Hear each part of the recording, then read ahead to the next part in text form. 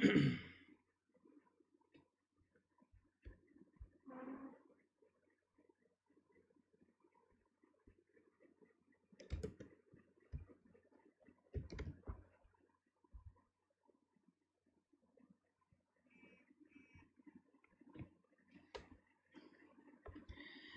दोस्तों, स्वागत है आपका MX लाइव में। A very good evening to everyone. So आज का जो हमारा सेशन होने वाला है वो होगा शियर स्ट्रेस के ऊपर।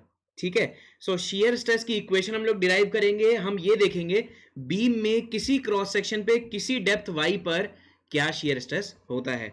ठीक है। So very good evening to everyone. So I welcome you all to the new chapter that is shear stress.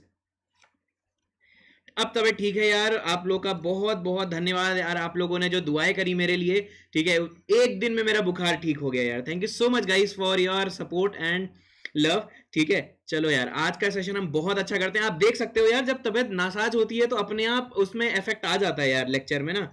आज तबीयत मस्त है, देखो कितना बढ़िया लेक्चर चल रहा है। मुझे भी एनर्जी लग रही है, आप लोगों को भी एनर्जी लग रही है।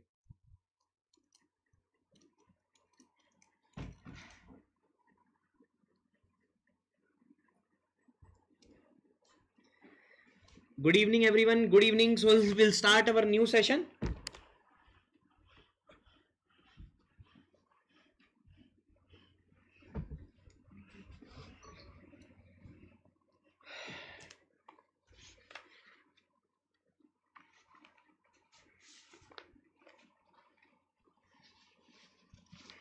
चलो, अब हमारे दो चैप्टर बचे हुए हैं, शियर स्ट्रेस इन बीम और कॉलम। ठीक है, तो आज हम अपना नया चैप्टर स्टार्ट कर रहे हैं, that is shear stresses in beam. ठीक है, शियर स्ट्रेसेस इन बीम।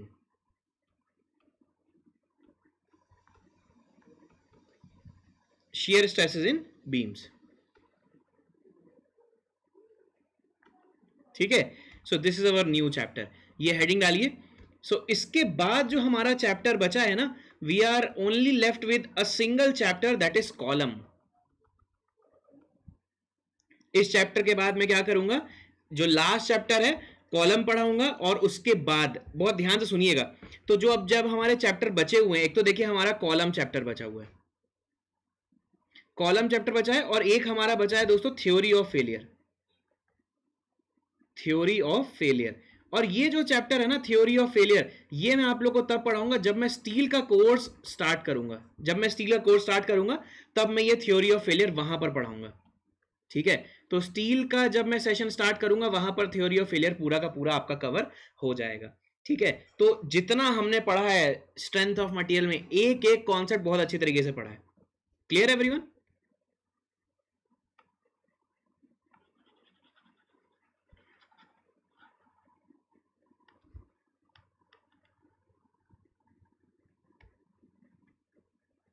चलो स्टार्ट करें दोस्तों। शियर स्ट्रेसेस इन बीम हेडिंग डालिए और इसके बारे में अपन पढ़ते हैं। देखो, चलो रेडी, स्टार्ट करें guys. Good evening everyone, good evening. So चलो देखो क्या चीज है, मैंने आप लोग को एक बार बताया था कि देखो, late us suppose this is a beam, this is a simply supported beam. चलो स्टार्ट करते हैं। This is a simply supported beam, और ये आपका क्या है, एक रोलर सपोर्ट है, एक हिंज सपोर्ट है, and a external point load is acting upon this beam. ये पी लोड आपका एक्ट कर रहा है, ये पी लोड आपका एक्ट कर रहा है। मैंने क्या किया, ये क्रॉस सेक्शन लिया। ठीक है, क्रॉस सेक्शन जब मैंने लिया, अब देखो बहुत ध्यान से, आई टेक टू सेक्शंस। देखो एक सेक्शन मैंने ले लिया जो कि इसके एलएचएस में और एक इसके आरएचएस में। देखो ये बहुत ध्यान से देखो, ये वाला सेक्शन।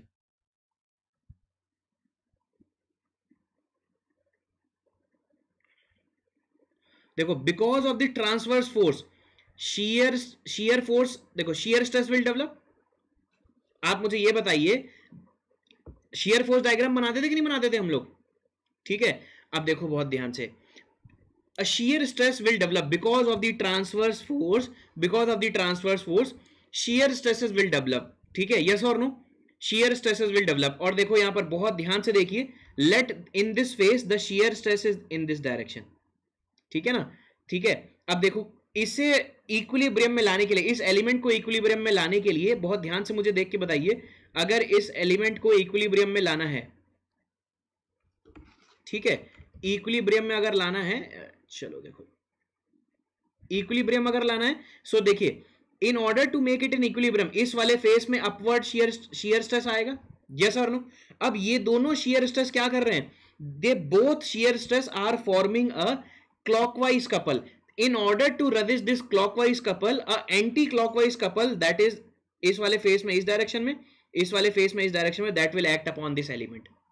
सो देखो इसका मतलब क्या हो गया, इसका मतलब ये हो गया एंड दिस, अब देखो ये जो चीज है यहां पर शियर स्ट्रेस कितना होगा, यहां शियर स्ट्रेस कितना होगा, let us suppose shear stress is tau is equal to this P load divide by ये एरिया जो इसे रेजिस्ट कर रहा है, दैट इज दिस, ये शियर स्ट्रेस यहां पर आएगा and this shear stress is known as transverse shear stress, क्योंकि ये देखो बीम के ट्रांसवर्स डायरेक्शन में है कि नहीं, this shear stress is known as transverse shear stress, transverse shear stress. ये बात समझ में आई आप लोग को, ट्रांसवर्स शियर स्ट्रेस।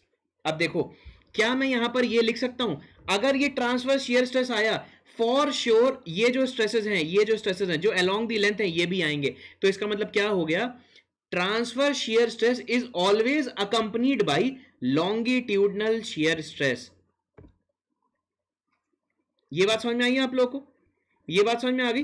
तो ये नोट पहला हम लोग लिख लेते हैं, क्या नोट लिखते हैं, अगर ट्रांसवर्स शियर स्ट्रेस आए फॉर श्योर आपको एलिमेंट को इक्विलिब्रियम में लाने के लिए लॉन्गिट्यूडनल शियर स्ट्रेस आएगा ही आएगा, they are known as complementary shear stress, yes और नो। तो मैं यहां पर लिख देता हूं transverse shear is accompanied bye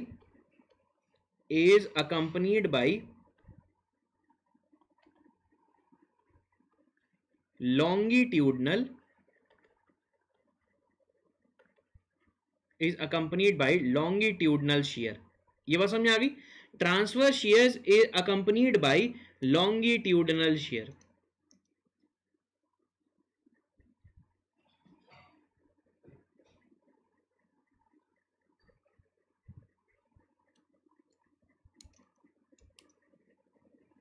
ये बात समझ में आ गई आप लोग को, transverse shear is accompanied by longitudinal shear। Clear everyone.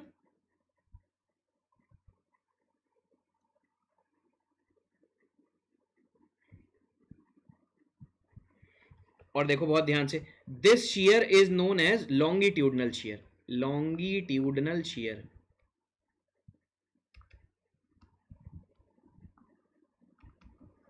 ये बात समझ में आई, इसका फिजिकल सिग्निफिकेंस देखते हैं, लॉन्गिट्यूडनल शियर का फिजिकल सिग्निफिकेंस देखते हैं।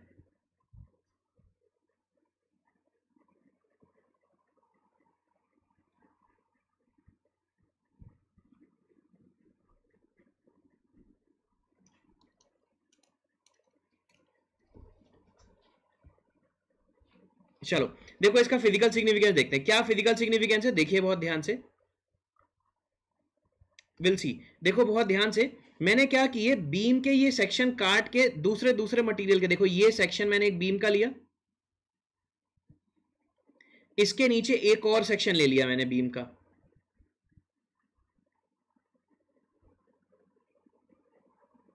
ठीक है, इसके नीचे एक और सेक्शन ले लिया।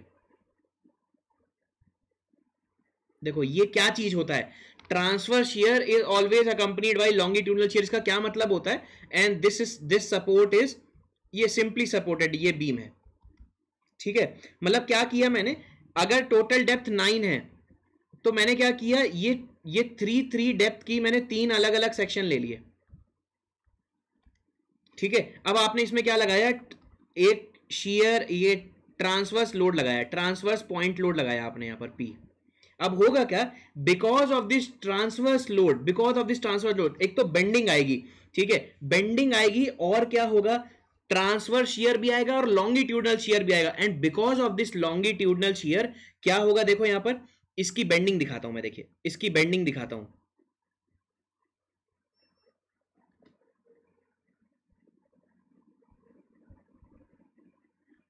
ठीक है। और ये देखो there is a slipping of these beams। Clear everyone, ये देखो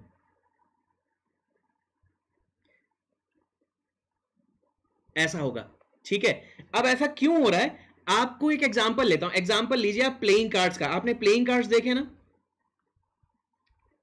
प्लेइंग कार्ड्स को आप रखिए, अ डेक ऑफ प्लेइंग कार्ड, आप उसमें ऐसे पुश करिए, ठीक है, ट्रांसफर शोर लगाएंगे ना, तो क्या होगा, there is a slipping in the longitudinal direction. अब ये स्लिपिंग क्यों होती है? बिकॉज जब भी कभी ट्रांसफर शेयर आता है, it is accompanied by the longitudinal shear, it is accompanied by the longitudinal shear, and because of this longitudinal shear there is a lateral slippage, there is a lateral slippage। ये बात समझ में आ रही है?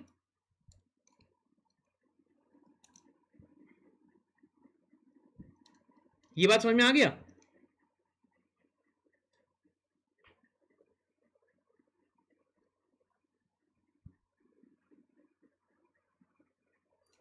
Everyone understood this? अब देखो, अब beam जो हम बनाते हैं ऐसे, देखो ये बीम क्या थी, फ्री टू मूव थी, ये तीनों सेक्शन फ्री टू मूव थे। अगर मैं इस बीम को कंस्ट्रेंट कर दूं, ठीक है, इस पूरी बीम को अगर मैं कंस्ट्रेंट कर देता हूं, ठीक है, अगर मैं बीम को कंस्ट्रेंट कर देता हूं, अगर मैं बीम को कंस्ट्रेंट कर देता हूं, मतलब ये तीनों ही सेक्शन एक हैं, तो क्या होगा, तो आपने क्या किया, लॉन्गिट्यूडनल शियर स्ट्रेस को रजिस्ट किया, तो क्या होगा, मूवमेंट अगर रिस्टेन कर रहे हो आप, तो when there is a pain there is a stress, तो आपका स्ट्रेस डेवलप होगा। ये बात समझ में आई आपको? तो स्ट्रेस डेवलप होगा। भाई यहां पर आपने तीन अलग अलग बीम्स देखी, आपने ट्रांसवर्स लोड लगाया, there is a slipping, longitudinal slipping हुई, बट बीम क्या होती है, तीन बीम की जगह आपने एक बीम ली, तो वहां पर आप अगर स्लिपिंग को रजिस्ट कर रहे हो, तो क्या होगा, shear stress will develop, longitudinal shear stress will develop.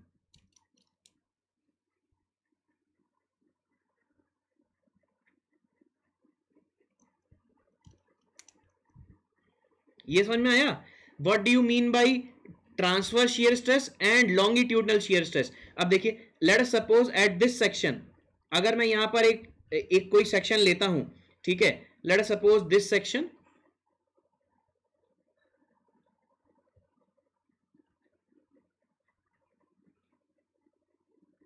अब क्योंकि अगर आप इसे रिस्टेंड कर लेते हो, रिस्टेंड अगर करते हो, तो इस वाले सेक्शन में क्या आएगा, in this section there is a transfer shear stress, and in order to make the equilibrium, तो देयर विल बी क्या होगा, there will be a longitudinal shear stress, ठीक है ना? If beam is constraint then shear stress, कौन सा shear stress, longitudinal shear stress will develop.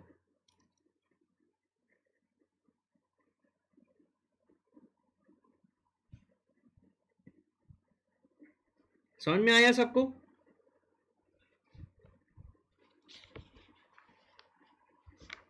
Understood everyone?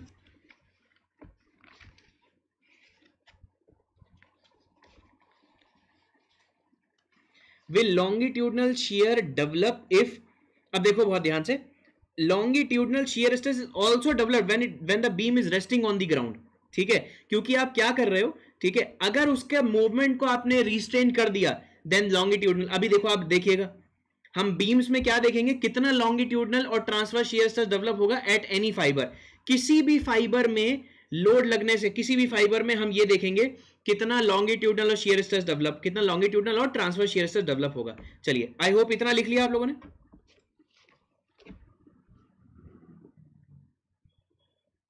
Done everyone? चलिए, will see the equation, ठीक है, late us suppose this is a beam,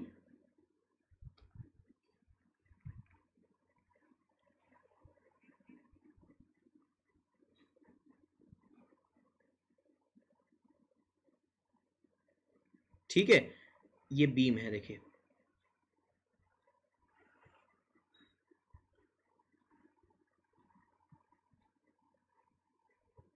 clear everyone? अब देखिए, ये late us suppose in this beam,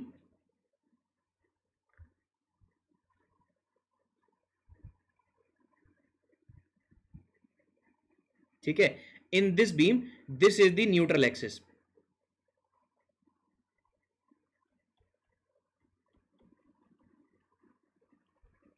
this is the neutral axis, ठीक है, और ये dx एलिमेंट है,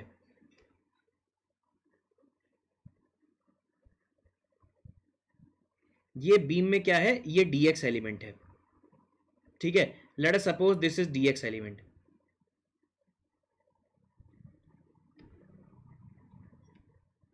ये dx एलिमेंट है, ठीक है। अब देखो बहुत ध्यान से, न्यूट्रल एक्सिस क्या होता है, neutral axis the axis where bending stresses are zero. भाई अगर आप इस बीम में देखोगे बेंडिंग स्ट्रेस अगर आप दिखाएं यहां पर, बेंडिंग स्ट्रेस कैसे होते हैं, ठीक है, bending stress is maximum at the top fibre and minimum at the end zero eight the neutral axis, yes और no? At neutral axis the bending stresses are zero. At neutral axis the bending stresses are zero. Bending stresses are normal in nature, yes or no? Bending stresses are normal in nature, ठीक है ना? अब देखो let us suppose इस beam के, ठीक है, इस बीम के एक फेस में कितना मोमेंट है, let us suppose यहां पर जो मोमेंट है वो m है, और यहां पर जो मोमेंट है let us suppose ये जो मोमेंट है m प्लस डी एम, और यहां जो मोमेंट है लेट अस सपोज m है, ठीक है, मतलब dx एलिमेंट के लेफ्ट में m मोमेंट है, dx एलिमेंट के राइट में m प्लस dm मोमेंट है। It can be anything, it can be anything. भाई देखो ये जो dm है ना, ठीक है, this m plus dm, this dm can be increasing in nature, it can be decreasing in nature, और it can be constant, it can be constant. Let us suppose m plus dm हमने ले लिया, ठीक है ना, ये हमने ले लिया, और हमने क्या किया, एक एलिमेंट लिया, देखिए एक एलिमेंट लिया eight a distance y from the neutral axis, eight a distance y from the neutral axis.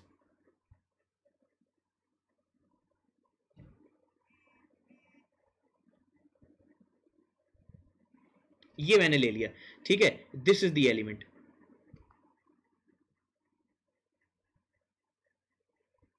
ये एलिमेंट मैंने ले लिया, दिस एलिमेंट, इसकी जो हाइट है वो dy है and it is eight a distance y। अब देखो मैं क्या कर रहा हूं, शेयर की इक्वेशन प्रूव करके दिखा रहा हूं आपको, आपको बहुत कंसंट्रेशन के साथ बैठना है और समझना है मैं क्या डिराइव कर रहा हूं। I am deriving the equation for share. कहीं पे भी आपको डेरिवेशन इसका बहुत ही प्रॉपर वे में नहीं मिलेगा, तो इसलिए बहुत ध्यान से पढ़िए, ये चीज बहुत बहुत बहुत इंपॉर्टेंट है। ये एलिमेंट मैंने ले लिया बीम में, मैंने ये एलिमेंट मैंने ले लिया in the beam eight a distance y from the neutral axis and ये dy डेप्थ का है, dy डेप्थ का है, so it the distance from the neutral axis is y, the distance from the neutral axis is y। इतना समझ में आया? And the width of the beam is late us suppose b, width of the beam is b। अब मुझे क्या करना है, अब देखो बहुत ध्यान से, ठीक है,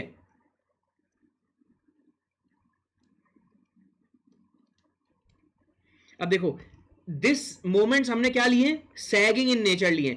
अगर सैगिंग बेंडिंग मोमेंट होता है, सैगिंग मोमेंट होता है, तो आप मुझे ये बताइए न्यूट्रल एक्सिस के ऊपर कौन सा नॉर्मल स्ट्रेस आएगा, कंप्रेसिव और tensile? If it is a sagging bending moment above the neutral axis, which type of normal stresses will develop, compressive or tensile? Which type of moment, which type of stresses will be developed, compressive or tensile? जल्दी बताइए मुझे, जल्दी बताइए। compressive, very good, very good, very good, compressive। and we know that from flexure equation, we know that from flexure equation, देखिए बहुत ध्यान से, from flexure equation sigma by y is equals to m by I, तो bending stress will be m into y by I। ये होगा कि नहीं होगा, m into y by I, ये होगा कि नहीं होगा, जल्दी बताइए मुझे। अब देखो बहुत ध्यान से, बहुत ध्यान से देखिए, आपको बस 10 मिनट यहां पर देखना है, देन उसके बाद आप लोग ये पूरा लिख लीजिएगा। अब बहुत ध्यान से कंसंट्रेशन के साथ बैठिए, ठीक है। As per our this condition which face will देखिए कौन सा फेस ज्यादा कंप्रेसिव स्ट्रेस या ज्यादा फोर्स, ठीक है, किस फेस में ज्यादा फोर्स आ रहा होगा, which section, it is the right section or the left section is facing the greater stress, is it the right one or the left one?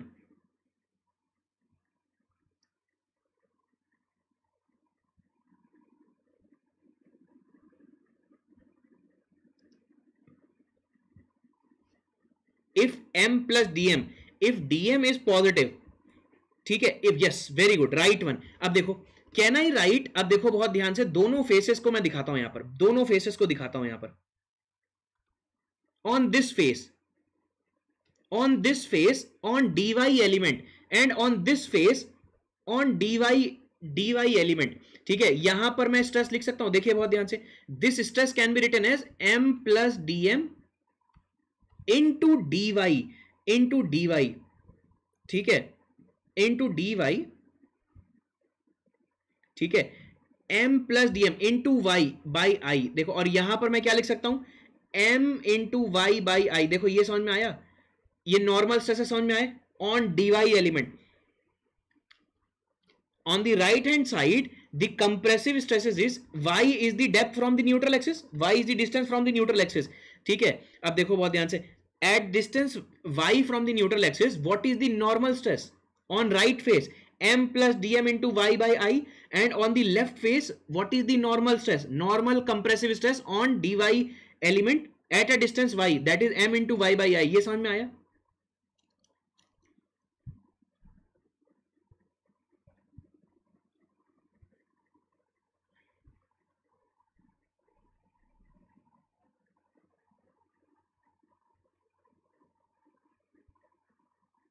ये समझ में आ गया?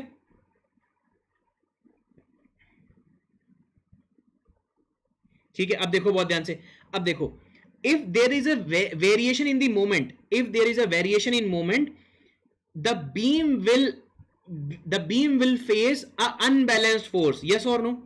अगर ये मोमेंट में वेरिएशन होगा, देखो बहुत ध्यान से मुझे बताइए, अगर वेरिएशन होगा, समझ रहे हैं आप लोग? ठीक है, अगर वेरिएशन होगा, ठीक है, then if there is a variation then beam will, ठीक है, face a unbalanced force, yes और नो।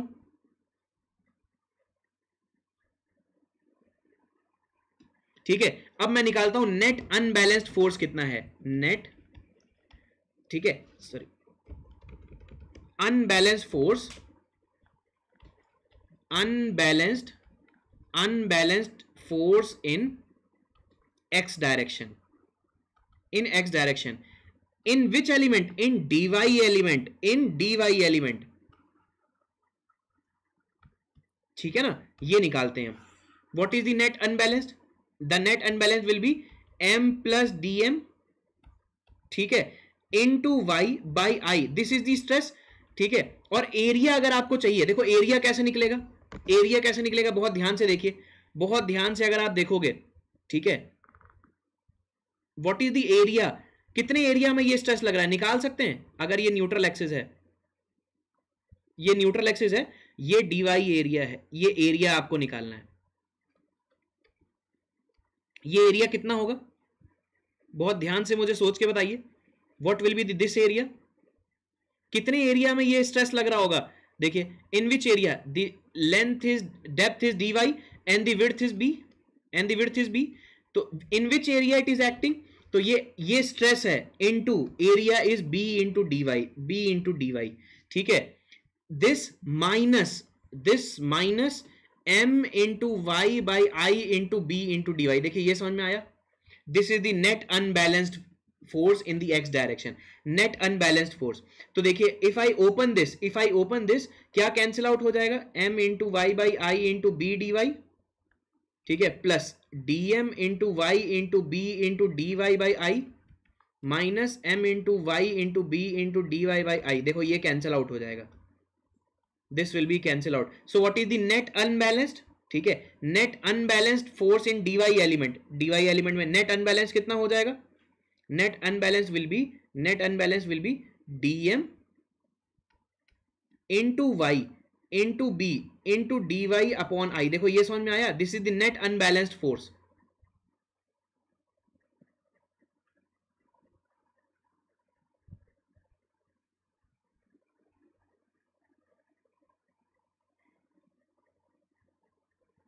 दिस इज, ये समझ में आया सबको, जल्दी बताइए मुझे।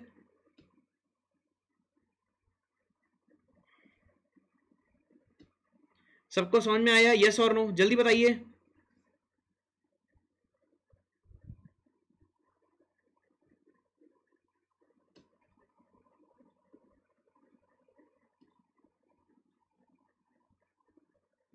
अब देखिए बहुत ध्यान से, ठीक है, अगर मैं बोलूं this is the unbalanced force in which element, in the DY element, in the DY element, ठीक है, इन दी डीवाई एलिमेंट, ठीक है। अब देखो बहुत ध्यान से, if I want to find out, if I want to find out, देखो बहुत ध्यान से,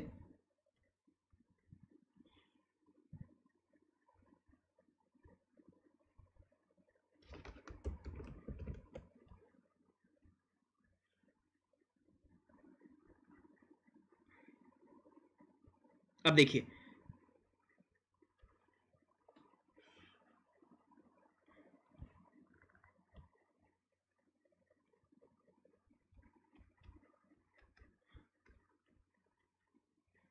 ठीक है ना। अब देखो बहुत ध्यान से, ये आपका क्या था, दिस इज डिस्टेंस y, ठीक है ना। Late us suppose this height is h and this element is eight a distance y।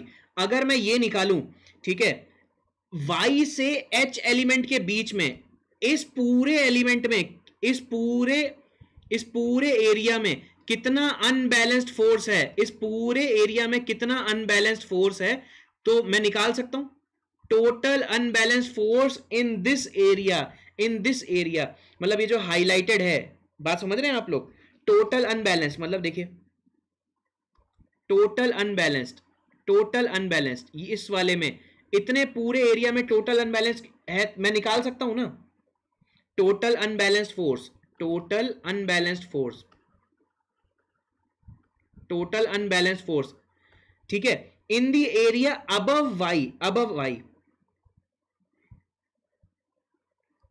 ठीक है। तो मैं क्या करूंगा, आई इंटीग्रेटेड, ये जो मेरे पास आया था डीवाई एलिमेंट में, DM into Y into B into D Y upon I, integration from Y to H, Y to H.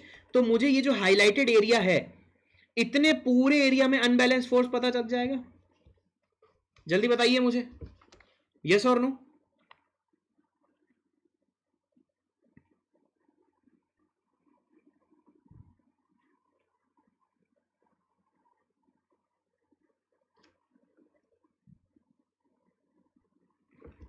अब देखो बहुत ध्यान से, बहुत ध्यान से देखिए, ठीक है, बहुत ध्यान से देखिए, ठीक है,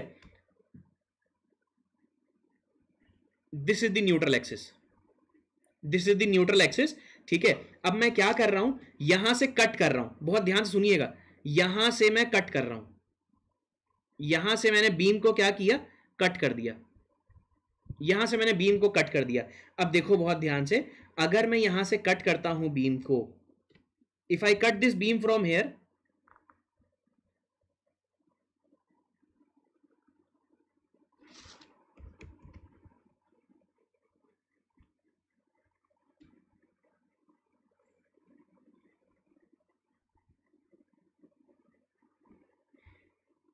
देखिए, and this distance is y, this is neutral axis, this is neutral axis, and this distance is y। अब देखो बहुत ध्यान से, in order to resist this, in order to resist this unbalanced force, a stress will be developed if you restrained it। देखो playing cards में कोई restriction नहीं था, बट यहां पर रिस्ट्रिक्शन है। अगर रिस्ट्रिक्शन है बीम में, तो क्या होगा, there will be a shear stress developed on the beam, on this area, on this area, yes और नो।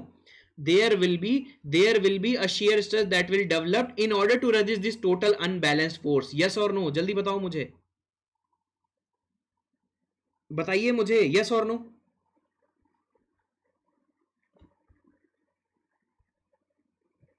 ठीक है, and what about this force, ये फोर्स कितना होगा, this resisting force will be, this resisting force will be, this resisting force will be shear stress into which area, b into dx area, b into dx area। let us suppose this length is dx, yes or no। so in order to maintain the equilibrium, in order to maintain the equilibrium, this unbalanced force should be equal to the resisting force, ठीक है। And shear tau is shear stress at any depth y, shear stress at any depth y। ये समझ में आ रहा है आप लोग को, बताइए भाई, समझ में आया आप लोग को, अब तक ये चीज समझ में आई जो मैं समझाना चाह रहा हूं।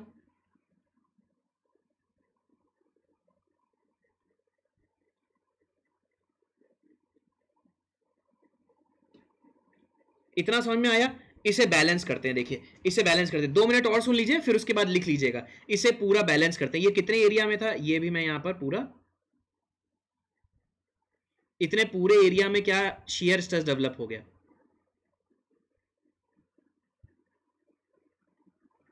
ठीक है ना। So this value is, resisting value is tau into B into DX. तो for equilibrium, for equilibrium, for equilibrium, ठीक है, रेजिस्टिंग फोर्स कितना है, tau into B into DX. This should be equal to the total unbalance force. Total unbalance force is from Y to H, ठीक है, and this value is DM into Y into B into D Y upon I. देखिए ये समझ में आ गया आप लोगों को। And b into D Y is nothing but b into D Y. p into D Y कितना है, डी ए एरिया है, डी ए एरिया। तो this can be written as, ठीक है, this can be written as, this can be written as, देखिए Y to H D M into Y into D A is equal to tau into B into D X, ठीक है। अब उसके बाद देखिए D और अपॉन क्या है, ये अपॉन आई है ये।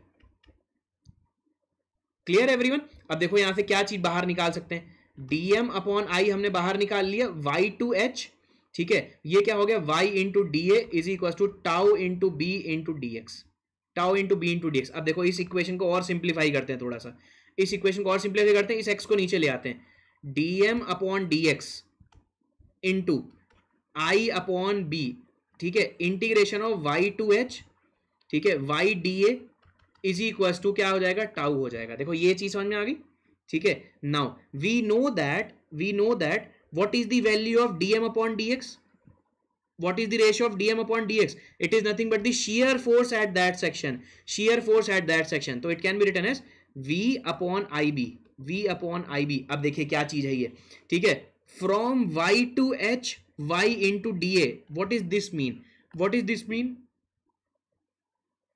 इसका क्या मतलब है, इसका क्या मतलब है, y इंटू डी ए। देखो ये क्या चीज होता है, it is the a into Y bar, this value is nothing but v into A into Y bar upon I into B is equal to tau. देखिए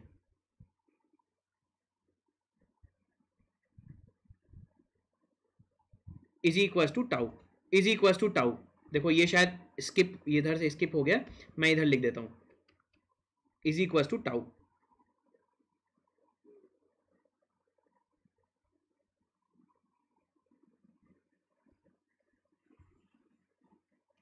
ये समझ में आया आप लोग को, ये समझ में आया? अब इस इक्वेशन का फिजिकल सिग्निफिकेंस समझते हैं, what is the physical significance of this equation, ठीक है ना। देखो क्या फिजिकल सिग्निफिकेंस है इस इक्वेशन का, ठीक है, late us suppose this is the beam,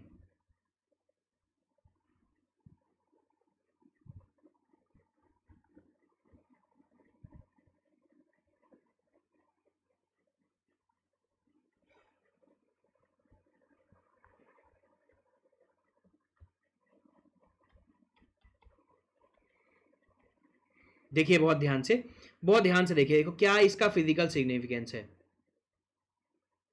eight this section late us suppose the shear force is V, late us suppose the shear force is V eight this section, ठीक है।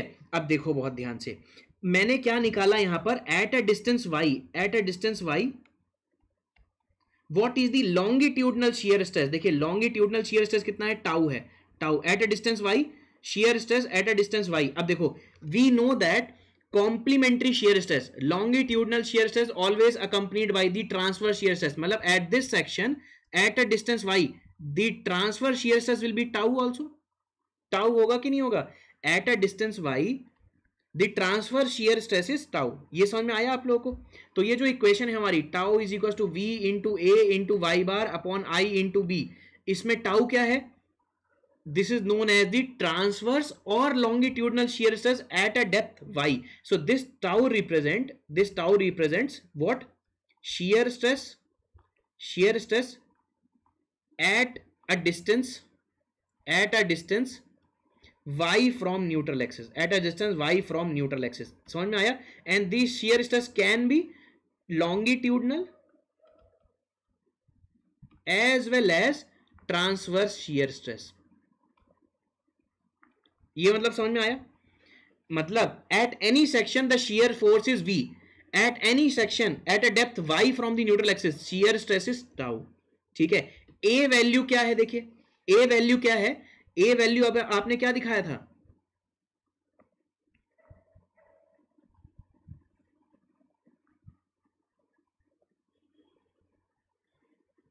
देखिए ए value क्या है, late us suppose ये देखो आपने ए value कैसे निकाली थी, integration of y to h, मतलब इंटीग्रेशन जब आप क्या कर रहे हैं, integration of y dA y to h, तो मतलब a क्या चीज हो जाएगा, a हो जाएगा इस y के ऊपर का एरिया, ये जो क्रॉस सेक्शन का एरिया है ना ये y, ये a है, ये a है, this is the a, this is a, this area is a, this area, और ये y बार क्या है, y बार क्या है, y bar is nothing but the CG of this shaded region from the neutral axis, the CG of this shaded region from the neutral axis, ये क्या है, ये y बार है, all the distance are measured from neutral axis, all the distance are measured from neutral axis, और I क्या है, the moment of inertia of this section, ये d है और ये अगर b है तो moment of inertia of this section that is bd cube by 12। ठीक है, b is the width of the section. समझ में आया सबको?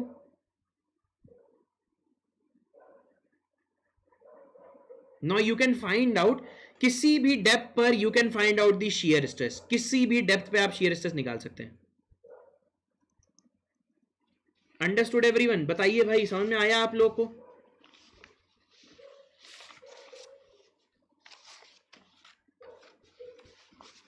चलिए अब आप लिख लीजिए, तो यही इक्वेशन मुझे प्रूव करनी थी, shear stress at any depth y is equal to v into a into Y bar upon i into B.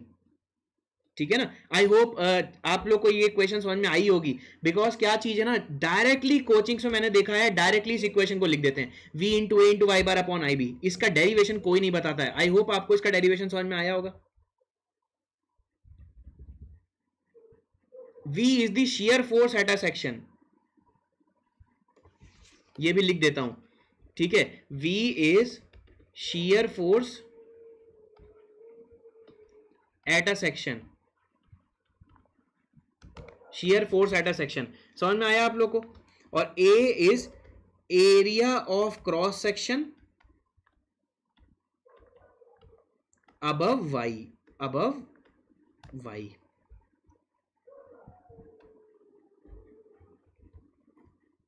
चलिए ये लिख लीजिए फटाफट, ये लिख लीजिए,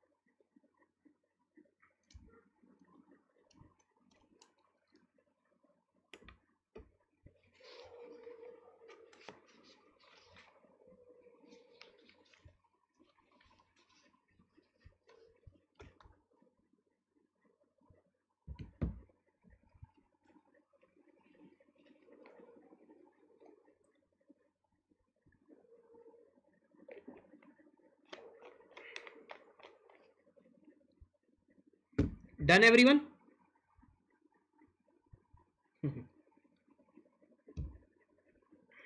डन, सबने लिखा? आज कलर मैंने खुद ही कर दिया है, हर स्लाइड में कलर किया हुआ है।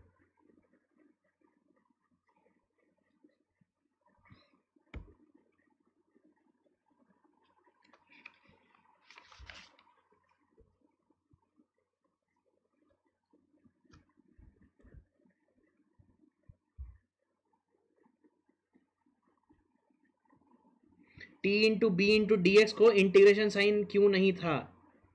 T into B into D x को इंटीग्रेशन साइन क्यों नहीं था?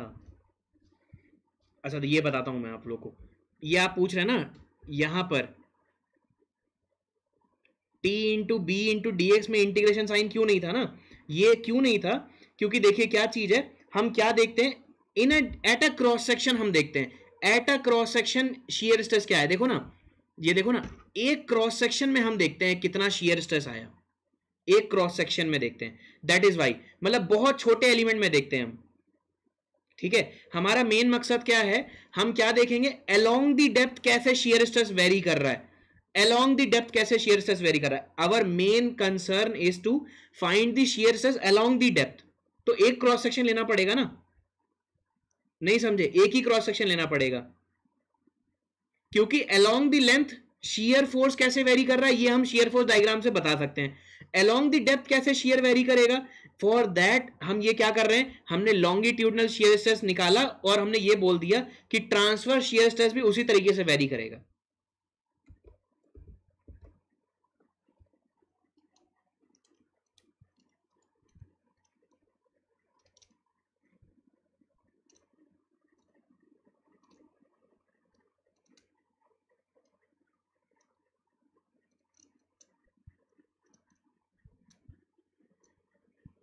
Clear everyone?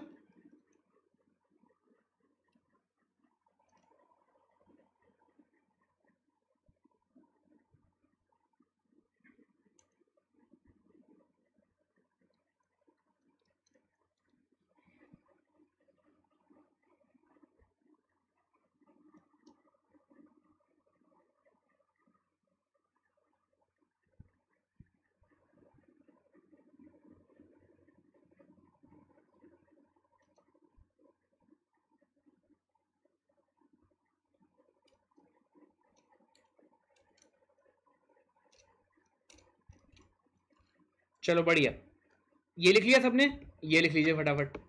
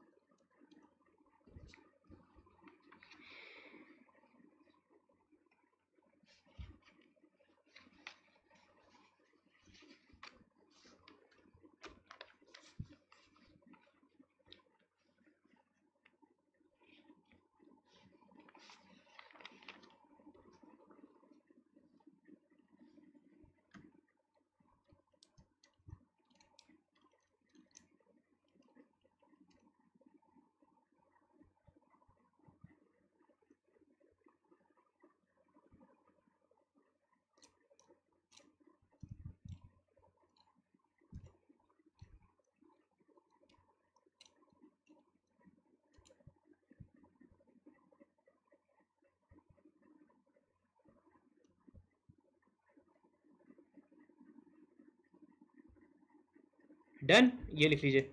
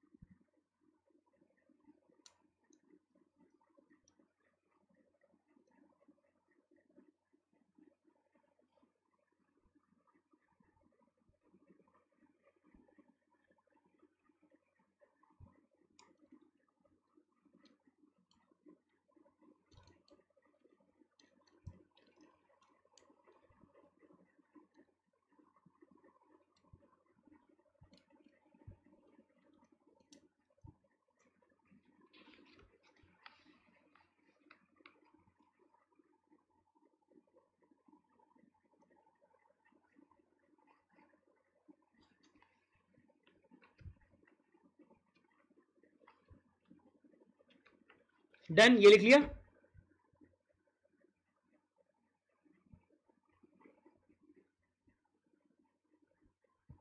ये लीजिए, नेक्स्ट पेज लीजिए।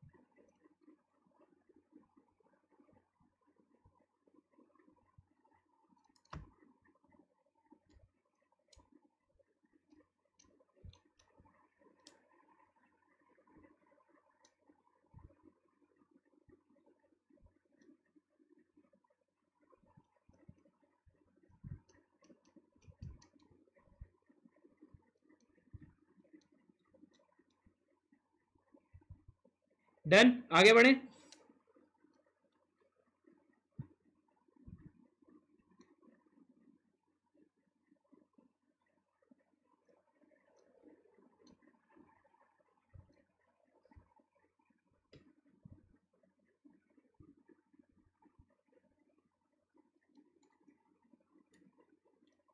चलो बढ़िया, ठीक है। तो आई होप आप लोग को ये इक्वेशन पूरी समझ में आ गई होगी, है ना।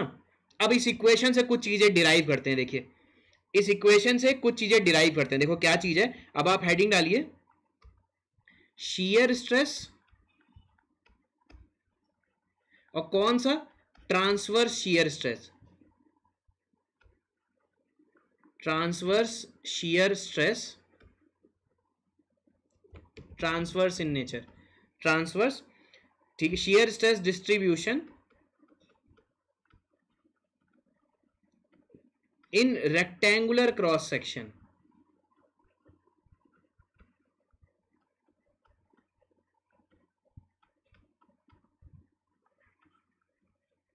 इन rectangular cross section. Clear everyone, ये देखते हैं। देखो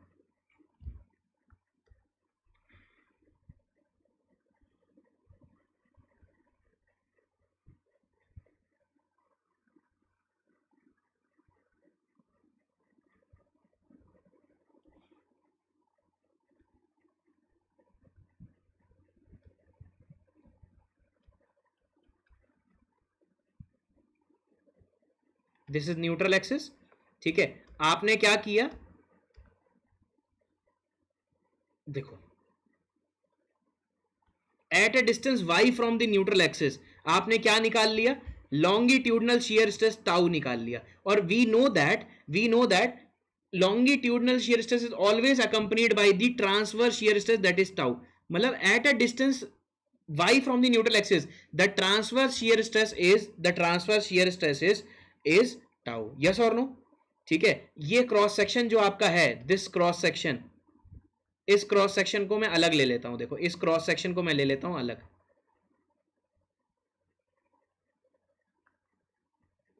इस क्रॉस सेक्शन को मैं यहां बना देता हूं।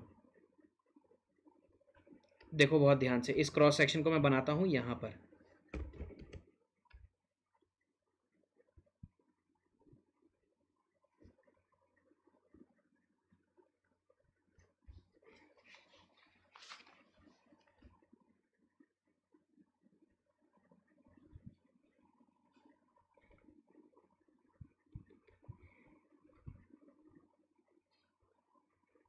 ठीक है ना, देखो clear everyone. And let us suppose at this cross section, the shear force is V। How will you find out the shear force at any section? We draw the shear force diagram। Let us suppose this is मतलब at anywhere the point load is P। तो shear force diagram बना सकते हैं ना, अगर simply supported beam है तो, अगर simply supported beam है तो shear force diagram बना सकते हैं। हमने सीखा हुआ है how to draw the shear force diagram। So this here P by 2, यहां पर P by 2, यहां पर P by 2। तो here the shear force is P by 2, this is P by 2। तो ये shear force यहां पर कितना है, here the shear force is P by 2। तो ये shear force diagram से निकाल सकते हैं ना, shear force diagram से, SFD से, shear force at this cross section, ठीक है ना। तो shear force at this cross section मुझे पता है, this length is B, this depth is D। Clear everyone.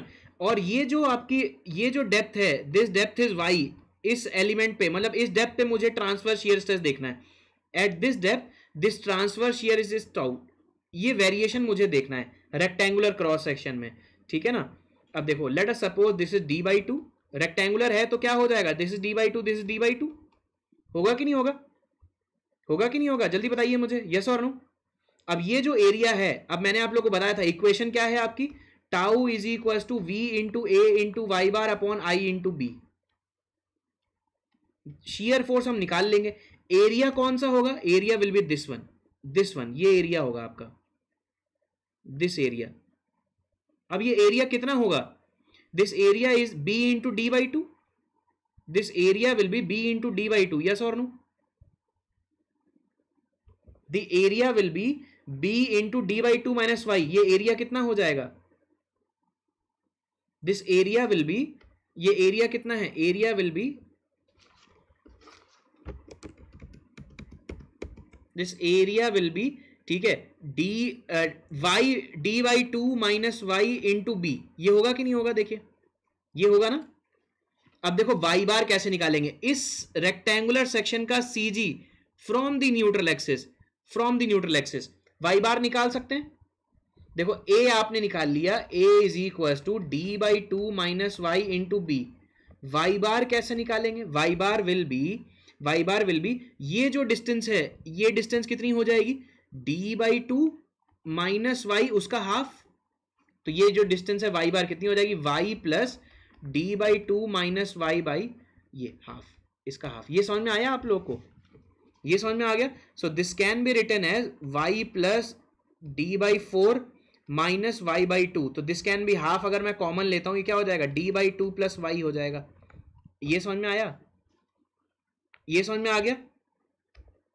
In a rectangular section, in a rectangular section, समझ में आ गया, ठीक है। तो शियर स्ट्रेस की वैल्यू कितनी हो जाएगी, V इंटू ए की वैल्यू कितनी है, d by two minus y, ठीक है, इंटू वाई बार की वैल्यू कितनी है, half d by two plus y upon I upon b, b की वैल्यू तो, बी की वैल्यू तो, आई की वैल्यू कितनी हो जाएगी, आई की वैल्यू कितनी हो जाएगी, b D cube, b D cube divide by 12 और इंटू बी तो है, बी तो है। ये समझ में आया आप लोग को,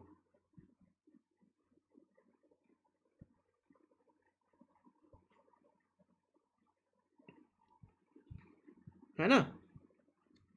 अब देखिए ये जो वैल्यू है, ये एरिया बी भी है यहां पर, एरिया जो है बी भी है यहां पर, देखो समझ में आया सबको, एरिया लिख लिया, वाई बार लिख लिया, ठीक है। अब देखो बहुत ध्यान से, बहुत ध्यान से अगर आप देखेंगे, एक मिनट नूर आलम बता रहा हूं यार, अभी पहले ये थोड़ा सा कंप्लीट कर लेता हूं फिर बताता हूं, ठीक है। अब देखो इस इक्वेशन को जब आप सॉल्व करेंगे, देखो बहुत ध्यान से, ये a माइनस बी है और ये a प्लस बी है, तो ये क्या हो जाएगा, a माइनस बी का होल स्क्वायर हो जाएगा, और ये जो हाफ है, दिस हाफ, और ये क्या हो जाएगा, ये 6 टाइम हो जाएगा, and this b cancel out, ये बी और ये भी कैंसिल आउट हो जाएगा कि नहीं हो जाएगा, ठीक है। ये v ऊपर चला जाएगा, देखो ये क्या बन जाएगा equation, tau is equal to 6v d by two का होल स्क्वायर माइनस वाई का whole square upon d b cube. देखो ये समझ में आया, अच्छा डी का क्यूब होगा, सॉरी डी का क्यूब होगा, हम सो सॉरी यार, ये डी का क्यूब होगा,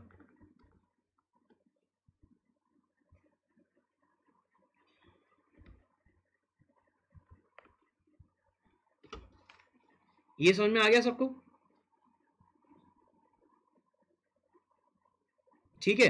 सो this shear stress can be written as, ठीक है, this shear stress can be written as tau is equal to 6v by B D cube and bracket में D square by 4 minus Y square. देखो in rectangular section at any depth y from the neutral axis, how shear stress is varying, it is varying like this, it is varying like this। अब देखो इसका physical significance क्या है, what is the physical significance of this equation, इस equation का physical significance क्या है, देखो बहुत ध्यान से, इसका फिजिकल सिग्निफिकेंस है ये,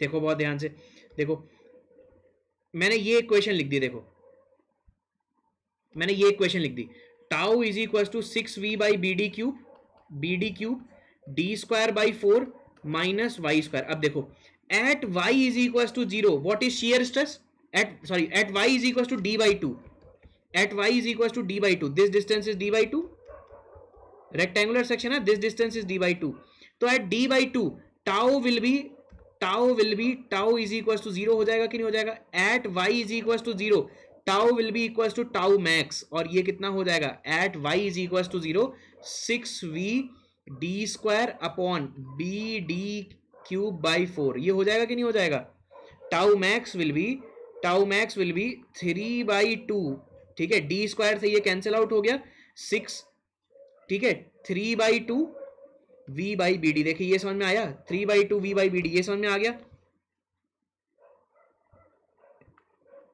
ठीक है ना। अब देखो जैसे जैसे, अब देखो बहुत ध्यान से, जैसे जैसे y इंक्रीज करेगा, and y is always measured from the neutral axis, y measured from the neutral axis, when y is increasing shear stress क्या आपका हो रहा है, देखो y पे आपका मैक्सिमम है, at d/2 it is zero, यहां जीरो यहां पर zero, at y is equal to zero maximum है। और ये कैसे वेरी कर रहा है, पैराबोलिकली, y स्क्वायर है ना, सो आप इसे कैसे मिला देंगे, ऐसे मिला देंगे, देखो इस चीज को आप ऐसे मिला दीजिए, ये देखिए at this section at y is equal to, और जैसे जैसे आप नीचे आ रहे हैं, ठीक है, y is maximum at the neutral axis, मतलब shear stress is maximum, transverse shear stress is maximum at the neutral axis.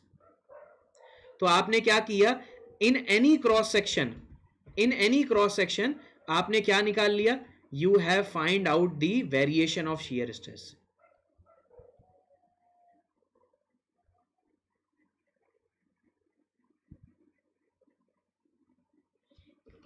It is parabolically, ठीक है। तो दिस, ये डायग्राम क्या बता रहा है, it is the shear stress distribution in rectangular cross section, in rectangular cross section, in rectangular cross section, and it is varying parabolically, ठीक है, ये क्या है, पैराबोलिक है, parabolic, it is varying parabolically. सबको समझ में आ गया,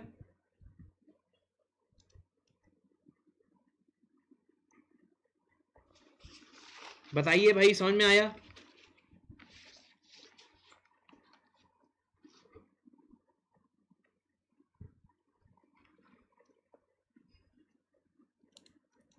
एंड मैक्सिमम शियर स्ट्रेस, ये जो वैल्यू है, this value is nothing but this maximum shear stress is 3/2 of v by B d. देखो ये समझ में आ गया सबको, maximum shear stress is at neutral axis and this is 3/2 of v by B d. चलिए लिख लीजिए फटाफट।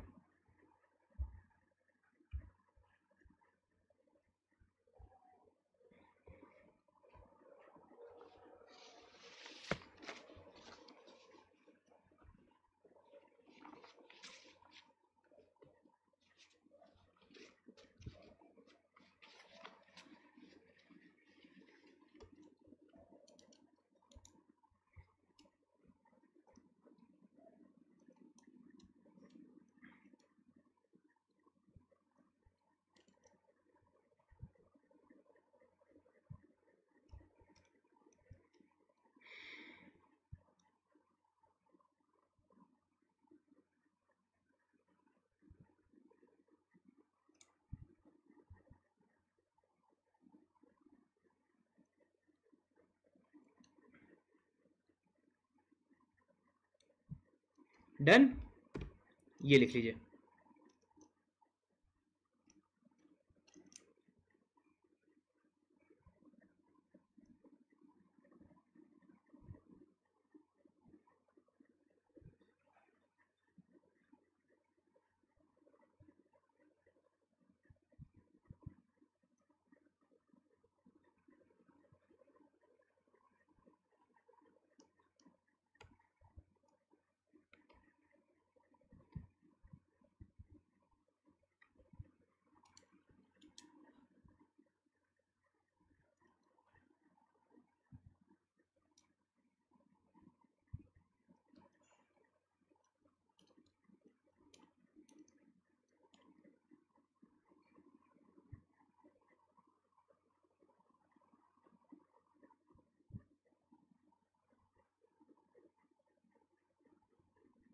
अच्छा, अलोंग लेंथ जो होता है ना, देखिए शांतनु, अगर अलोंग द लेंथ देखना है शियर स्ट्रेस, तो आप क्या करोगे, शियर फोर्स निकाल लो अलोंग द लेंथ किसी भी सेक्शन पे, डिवाइड बाई एरिया कर दीजिए, डिवाइड बाई एरिया कर दीजिए, तो आपको अलोंग द लेंथ, ठीक है, अलोंग द लेंथ क्या होता है, किसी एक जगह पे ही देखना पड़ेगा आपको।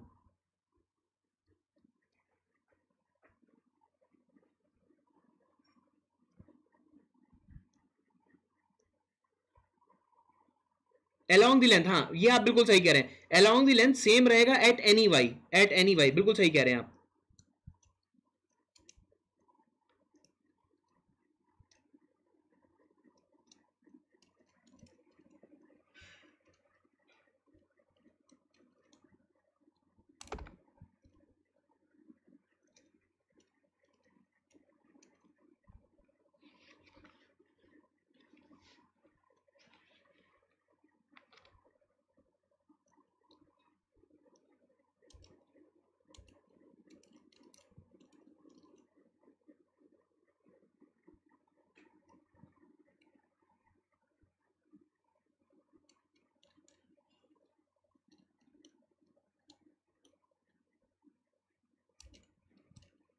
Done everyone?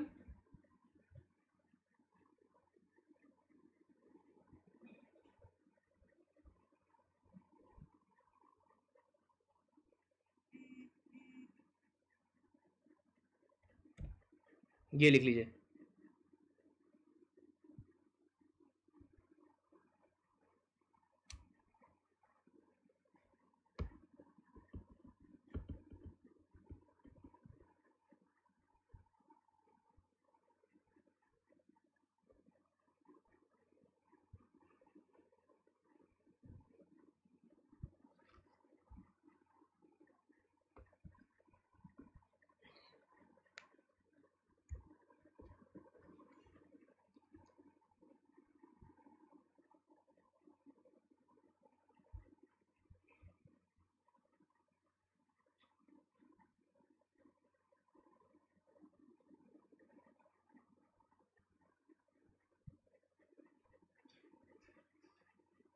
डन, सबने लिख लिया?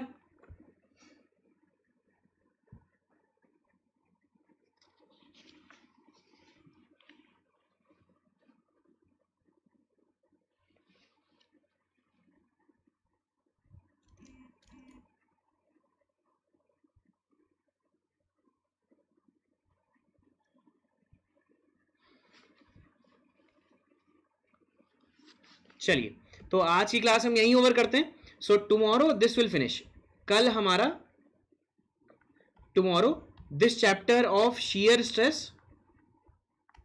Will finish, it will finish, ये कल हमारा फिनिश हो जाएगा। एंड डे आफ्टर टुमारो, ठीक है, day after tomorrow will start our column, तो कॉलम भी ज्यादा बड़ा नहीं है, it will take around 2 lecture. So tomorrow ये चैप्टर पूरा फिनिश हो जाएगा। Thank you so much guys for joining, कल फिर मिलते हैं, ठीक है। अपना ध्यान रखिए और क्या कहते हैं, रिवाइज जरूर करते रहिए, ठीक है ना, आप लोग रिवाइज जरूर करिए और कल फिर मिलते हैं, ठीक है, कल फिर मिलते हैं। तो आप लोग रिवाइज करिए। आई होप आपको आज का लेक्चर समझ में आया होगा, पूरी की पूरी shear इक्वेशन मैंने आप लोग को बताई है, ठीक है। कल फिर मिलते हैं। Thank you so much guys, thank you.